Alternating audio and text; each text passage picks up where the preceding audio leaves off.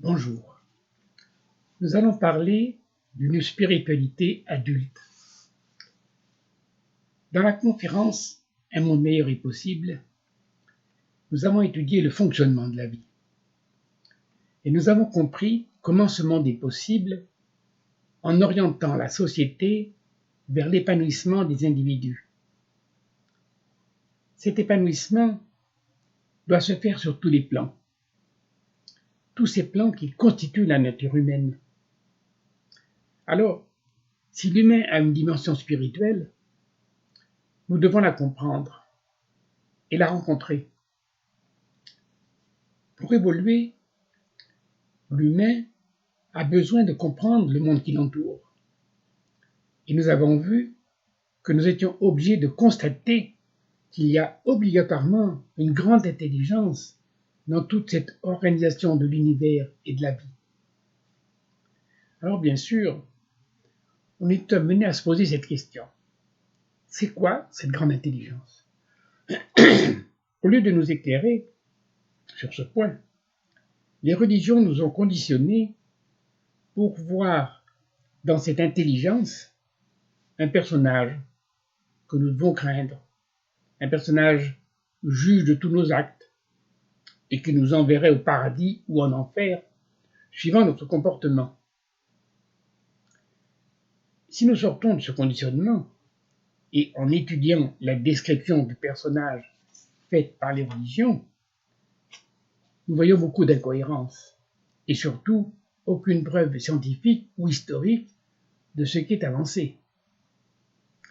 Du coup, devant les propos irréalistes des religions, les scientifiques en ont un peu trop vite déduit qu'il n'y avait rien, que tout s'était produit par hasard. Pour nous, qui fuyons les obscurantistes de tous bords, nous devons avoir une démarche adulte et nous faire notre propre idée sur cette affaire. Avoir une démarche adulte, cela veut dire observer les éléments en notre possession sans aucun a priori, mais aussi sans blocage, pour avoir une idée construite sur des faits, des certitudes, des éléments indiscutables. Bien sûr, ceux qui sont pour ou contre a priori ne seront toujours pas d'accord, mais, sans vouloir être méprisants, ils n'ont pas leur place dans une réflexion réellement adulte. Comment en être encore là, dans un monde qui se pense très évolué? On doit étudier, observer l'univers, la matière, la vie, l'amour. On doit utiliser la science, la psychologie, toutes les disciplines qui peuvent être utiles, mais aussi le bon sens.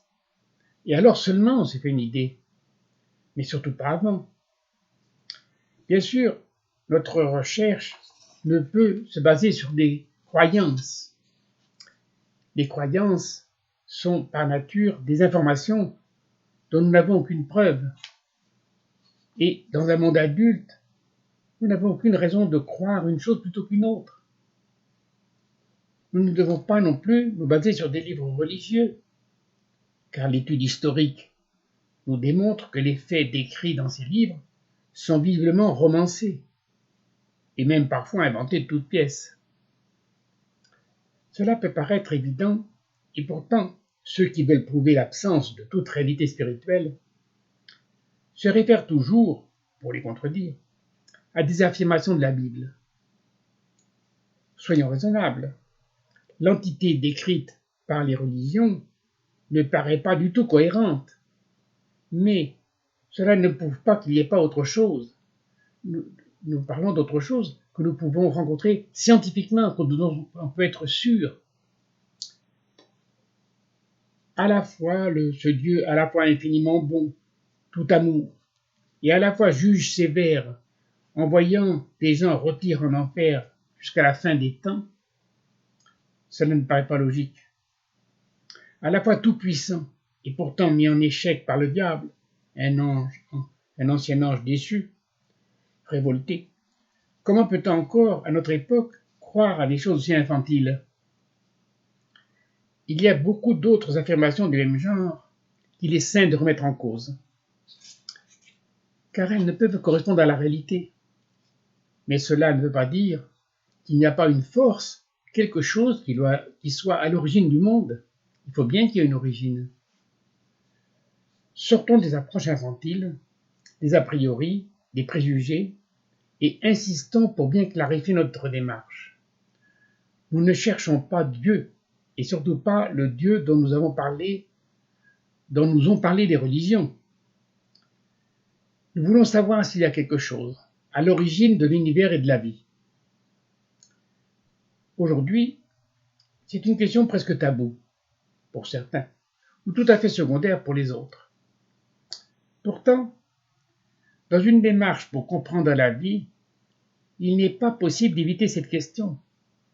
Sommes-nous dans un univers vide ou y a-t-il une force, quelque chose derrière tout ça? Pour espérer découvrir ou entrevoir ce quelque chose d'éventuel, il est impératif de se débarrasser justement de tous les conditionnements sur le Dieu des religions. Nous ne savons pas ce qu'il y a, et s'il y a, nous ne savons pas ce que c'est. Alors, aucune idée, aucune pensée favorable ou négative. Infiniment bon, amour tout-puissant, non, rien. Nous devons partir sans aucun a priori. Autrement, nous risquons de penser qu'il n'y a rien parce que nous ne trouvons pas ce que nous cherchons. Vous comprenez? Nous risquons de ne pas trouver parce que nous cherchons quelque chose qui n'existe pas. S'il y a quelque chose, cela n'a peut-être aucun rapport avec ce que l'on nous a raconté ou ce que nous pouvons imaginer. Notre démarche, si elle n'est peut-être pas en accord avec tous les scientifiques, doit impérativement être en accord avec la science elle-même. Alors, la question, c'est oui, c'est non ou c'est peut-être? Tout de suite, on constate que ce monde extraordinaire, quand on l'étudie, on voit qu'il est très organisé. Ce seul fait indiscutable est déjà troublant. La matière est construite avec des atomes, et les atomes avec des particules encore plus petites. Chaque élément est constitué différemment, mais fait partie d'un ensemble très complexe où tout est interdépendant et complémentaire. Il s'agit bien d'une construction. Pour que la vie s'organise, pour qu'elle s'adapte, il a fallu de l'intelligence. Les scientifiques nous ont dit que la vie était apparue dans l'eau, par une réaction chimique. Mais une réaction chimique ne peut devenir intelligente. Il nous paraît naturel que la vie soit intelligente.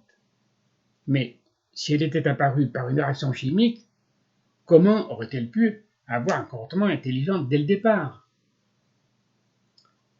Les éléments ont des propriétés. Par exemple, l'acide va dissoudre le calcaire, mais il ne va rien construire ou organiser. Scientifiquement, il n'y a aucune possibilité pour que les éléments s'organisent intelligemment tout seuls. Nous devons vraiment sortir de nos conditionnements, de nos réactions, et ouvrir les yeux sur ce qui est. L'ordre ne peut naître du hasard. Tout de suite, on est obligé d'admettre qu'il ne peut y avoir d'organisation sans organisateur, de construction sans constructeur. Déjà, si nous n'avons pas de blocage, nous sommes obligés de constater l'évidence. Nous ne savons pas ce qu'il y a, mais il y a obligatoirement quelque chose. Bien sûr, rappelons que cela ne vaut pas l'exemple du Dieu dont on nous a parlé. Quand nous envisageons ce quelque chose, il est très difficile de ne pas y mettre inconsciemment des notions enseignées par les religions. À notre insu, nous le faisons. Mais surtout, gardons l'esprit libre. Ouvrons simplement les yeux. Nous allons voir qu'il y a beaucoup d'autres éléments indiscutables qui apportent la preuve de l'existence de ce quelque chose d'intelligent à l'origine de l'univers et de la vie. La théorie de l'évolution de Darwin explique que la vie évolue par la sélection du plus adapté. Étant donné que les premiers êtres ne voyaient pas, comment dans un monde où la vue n'existait même pas, comment l'œil a-t-il pu apparaître? Ce n'est pas une patte qui, après des milliers d'années, s'est transformée en aile. C'est l'apparition d'un organe nouveau, extrêmement complexe, en relation avec le cerveau. Les informations s'inscrivent à l'envers sur la rétine. Elles sont envoyées au cerveau qui redresse l'image et l'interprète. Une cellule ne voit pas. Et pourtant, pour que l'œil remplisse sa fonction, il a fallu que les millions de cellules qui le composent reçoivent chacune des informations différentes et complémentaires, leur permettant de remplir le rôle d'après un plan d'ensemble. Qui a envoyé les informations? Qui a conçu le plan? Vraiment, il faut être complètement aveugle comme celui qui ne veut pas voir, pour penser qu'une chose pareille puisse apparaître par hasard, sans qu'un ingénieur l'ait imaginé. On nous dit, en multipliant les événements des milliards de fois, les choses finissent par se produire. Pourtant, il n'y a aucune raison que cela aboutisse à une construction organisée. Essayez de jeter des cailloux pendant des milliards de fois, vous verrez. Tout ce qui est vivant a en lui un programme, l'ADN, qui en définit les caractéristiques et lui transmet les informations nécessaires pour qu'il puisse se développer et remplir son rôle. Qui conçoit l'ADN? Qui a réalisé le premier ADN, le premier organisme vivant? Qui a introduit l'ADN dans chaque cellule? Et comment tout cela aboutit à une organisation bien précise d'une extrême complexité? L'évidence est là. Nous l'avons vu, comme nous l'avons vu, il est évident qu'il y a quelque chose. Il ne s'agit pas d'y croire pour nous rassurer. Nous devons avoir un comportement adulte. Il ne s'agit pas de croire, mais de savoir que c'est vrai, parce que ça ne peut pas être autrement.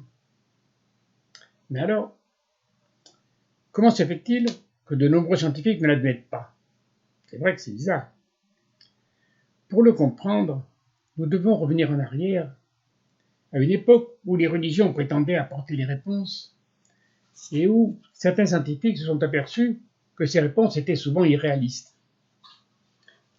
Pour garder leur pouvoir, les religieux ont combattu très durement ceux qui remettaient en cause leurs affirmations. Et il en a découlé un divorce entre ceux qui croyaient, sans aucune preuve, et ceux qui voulaient comprendre.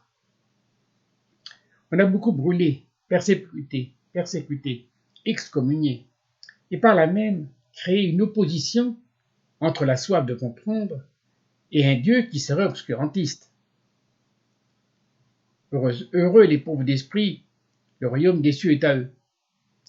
À l'époque, on confondait le religieux et le spirituel. Et du coup, les scientifiques, en rejetant le religieux, ses dogmes et ses légendes, ont rejeté aussi une éventuelle dimension spirituelle de la vie humaine. Aujourd'hui, il est nécessaire de sortir des conditionnements qui se sont installés de part et d'autre, car les obscurantistes sont maintenant dans les deux camps. Pour s'en persuader, il suffit, comme nous l'avons fait, de chercher les explications sur l'origine de la vie. Aucune réponse cohérente n'est proposée par les scientifiques. Ils ont sauté sur la théorie de Darwin, moins pour sa cohérence, qu'ils n'ont jamais cherché à approfondir, que pour la possibilité qu'elle prétendait offrir de se passer d'un créateur. On peut comprendre des différences d'appréciation par rapport à un événement, mais il est difficile d'admettre l'incohérence chez des gens dont la logique est normalement l'outil principal. Il est évident qu'il y a de leur part un blocage philosophique. Pour beaucoup d'entre eux, un esprit scientifique ne peut se compromettre avec la spiritualité.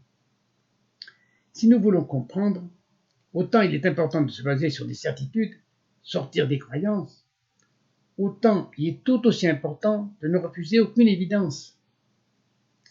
L'extrême complexité et en même temps l'interdépendance des différents éléments de la vie ne peuvent être que le fruit de l'intelligence. Si j'arrive dans un endroit où je vois une construction, même si je n'ai jamais vu son constructeur, je peux affirmer qu'il y en a un.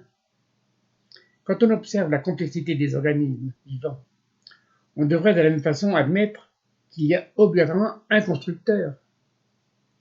Nous pouvons affirmer qu'il y a une énergie qui permet à la vie de se développer. Nous pouvons affirmer, ça c'est scientifique. Mais nous pouvons affirmer aussi qu'il y a obligatoirement de l'intelligence pour que ce développement soit cohérent. Nous avons vu par exemple que la théorie de l'évolution, qui est prouvée dans certains cas, mais ne suffit pas à expliquer l'apparition d'organes sophistiqués comme la vue, mais c'est aussi le cas pour l'ouïe, l'odorat, le premier estomac et tous les autres organes. Comment, dans un monde qui n'entendait pas, comment construire une machine capable de capter, d'interpréter des odeurs, des sons? Comment? Si on admet une évolution de la vie, elle a fait quand même des prouesses de bon sens et d'imagination, d'intelligence, pour solutionner tous les problèmes engendrés par sa marche vers la complexité. Par rapport à cette théorie de l'évolution, qu'est-ce qui est apparu en premier? L'homme ou la femme? Le mâle ou la femelle? Alors qu'aucun des deux ne peut exister l'un sans l'autre. Leurs sexes différents et complémentaires n'ont pu se précéder l'un à l'autre. La fleur ou l'abeille? Les fleurs n'ont pu exister sans les abeilles pour les polliniser, et les abeilles sans fleurs pour se nourrir. Le sang ou le cœur en premier? Tous les organes qui constituent notre corps ont été indispensables simultanément dès le départ. Le tout premier mammifère devait déjà être guidé par son ADN, avoir un système immunitaire et avoir déjà toutes les fonctions complémentaires et sophistiquées qui lui permettent de survivre. Nous nous sommes laissés influencer par les scientifiques qui nous ont fait apprendre à l'école une théorie comme s'il s'agissait d'une vérité prouvée. Pourtant, le simple bon sens nous montre que la théorie de Darwin n'apporte aucune preuve et surtout n'apporte aucune explication sur l'intelligence de la vie. Cette intelligence de la vie est tellement partout dans l'univers, mais partout aussi autour de nous, en nous, qu'elle nous paraît naturelle. Pourtant, elle n'a pas pu apparaître par génération spontanée. Les cailloux du chemin, comme je l'ai dit, obéissent à des lois physiques cohérentes, mais ils n'ont pas d'intelligence propre, ni de capacité d'adaptation, et il est peu probable qu'ils puissent se doter de ces facultés, même dans 1 milliard d'années. Une simple cellule est déjà en soi une organisation où l'intelligence est manifeste. Mais comment la première cellule a-t-elle fait pour se dédoubler? Il a fallu qu'elle fabrique, à partir d'elle-même, une chose vivante, à la fois identique et capable de s'adapter pour devenir différente si nécessaire. Scientifiquement, on sait qu'elle obéit à un programme qui lui permet cette faculté. Mais il n'est pas contestable qu'il a fallu de l'intelligence pour créer ce programme, pour qu'elle l'ait en elle-même et qu'elle lui obéisse. À l'époque de Darwin, on pensait que la cellule était la brique de la vie, un élément simple, alors qu'aujourd'hui, on en connaît l'extrême complexité. La cellule était une véritable usine, avec un fonctionnement sophistiqué, doté entre autres d'un véhicule, le moteur flagellaire, qui s'occupe des différentes choses. Ce moteur invisible, avec un microscope ordinaire, déplace les éléments nécessaires à l'aide d'un moteur rotatif composé d'une trentaine d'éléments.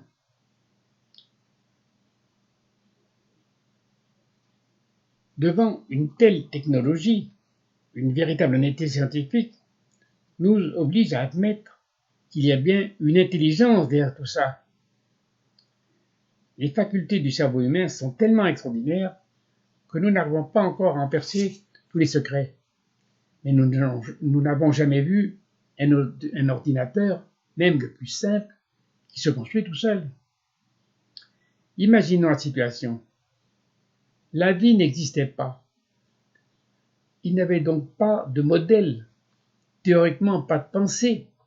Il n'y avait rien qui pensait, puisque la vie n'existait pas. Apparemment, il n'y avait rien. À partir de cette matière qui était là, de l'intelligence est sortie.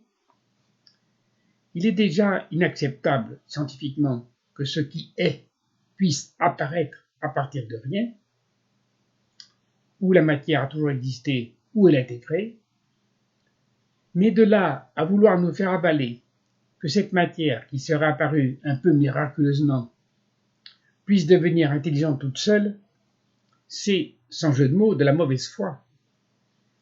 De quelle nature, sous quelle forme, c'est une autre affaire, mais il y a obligatoirement quelque chose. Certains rétorquent, s'il y a un Dieu, comment se fait-il qu'on ne l'ait jamais vu? C'est justement là où beaucoup de personnes se laissent influencer à leur insu. Le personnage décrit par les religions, c'est vrai, on ne l'a jamais vu.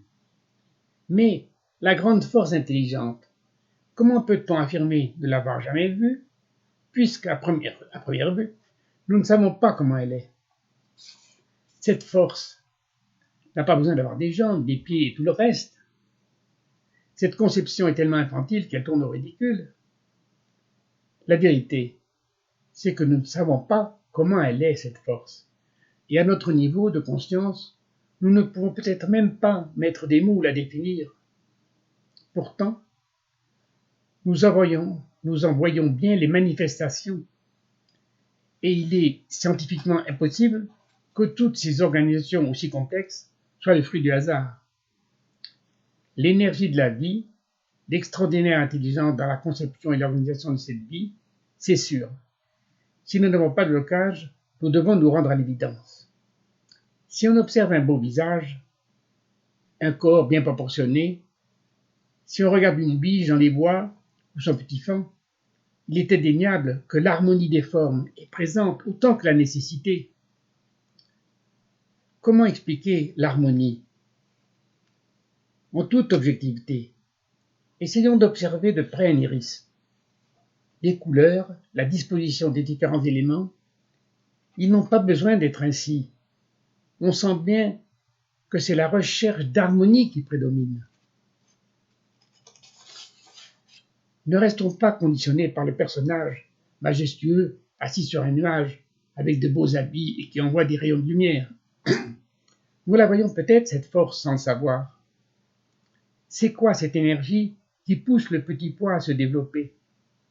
Il était là, sec, il aurait pu y rester 1 an de plus, et puis, quand les conditions ont été réunies, il a grossi, s'est mis à puiser dans le sol des éléments imperceptibles, et le voilà qui a sorti le bout du nez, avec la forme adéquate et la bonne couleur. Il s'est lancé pour réaliser sa vie. Qu'est-ce que c'est? Est-ce que ce n'est pas la grande force qui l'anime et qui se manifeste? Qu'est-ce que ça peut être? Il y a bien quelque chose. C'est à la fois tellement habituel, en même temps tellement extraordinaire, qu'on n'y fait même pas attention. Qu'est-ce qui a poussé le spermatozoïde à franchir toutes les difficultés pour aller féconder l'ovule, et après 1000 miracles, en faire une belle personne? Elle est là, cette force, partout. Elle anime tout, mais elle est bien trop extraordinaire pour que nous puissions la simplifier en voulant la définir ou la dessiner. On nous a dit, Dieu a fait l'homme à son image. Quelle prétention! Dans la nature, nous avons mis l'occasion, pour peu que nous ayons les yeux réellement ouverts, de voir une dimension d'esthétique, en plus de la prouesse technique. L'esthétique, l'art, ne peut être le fruit du hasard ou d'une sélection. Quand on aurait à sortir des conditionnements, on se demande même comment on peut encore croire que tout ce qui nous entoure soit le fruit du hasard. La beauté, l'art, l'intelligence, l'intuition, l'amour, tout ça serait arrivé par hasard à la suite d'une réaction chimique. Et enfin, nous ne trouvons pas la moindre organisation dans une réaction chimique. Une œuvre d'art ne peut être le fruit d'une réaction chimique. Mozart ou Léonard de Vinci ne peuvent être le fruit d'une réaction chimique. Enfin, nous sentons bien qu'il y a quelque chose. Alors sortons du monde infantile, partagé entre les croyants et les négationnistes de l'évidence. Si nous parlons de ce qu'est cette force, nous pouvons avoir des idées différentes, mais sur son existence, il n'est pas raisonnable de la contester. Alors que chacun le rencontre à sa manière, en toute liberté, mais aussi en toute sincérité. Il n'y a pas de juge à craindre. Il y a une force à l'origine des choses, et dans l'évolution humaine, dans l'épanouissement, il y a certainement l'établissement d'une relation avec cette force. Voilà. Je vous remercie. À bientôt. Vous pouvez contacter les Amis de la Vie, amis, c'est l'email, amis, A-M-I-S, de la vie, tout attaché en minuscule, @hotmail.fr. Merci, vous nous donnez vos impressions. Au revoir.